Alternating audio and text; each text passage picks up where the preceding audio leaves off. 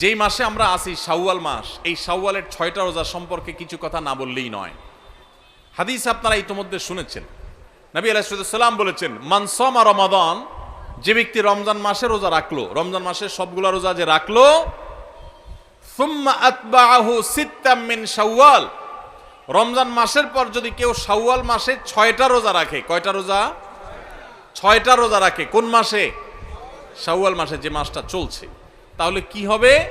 কানা কাসিয়ামিদ দাহর, তাহলে সে সারা বছর রোজা রাখার সওয়াব পাবে। আপনি 30টা পাইছেন, 30টা রাখছেন, এক মাস রমজান মাসের সওয়াব পাইছেন।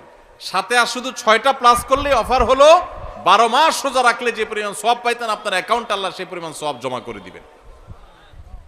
তাহলে কোনো বুদ্ধিমান মানুষের শাওয়ালে 6 রোজা রাখা ছাড়া উচিত না।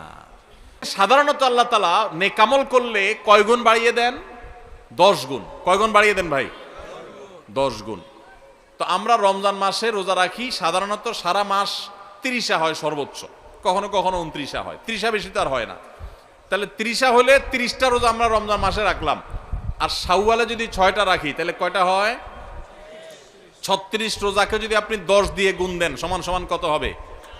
360। সারা বছরের হিসাব পাইছেন ভাইরা আমার। এই জন্য আল্লাহ রাব্বুল আলামিন আমাদেরকে সারা বছর রোজার সওয়াব দিবেন। শুধু রমজান রোজা রাখলে সারা বছর রোজার সওয়াব পাবেন না।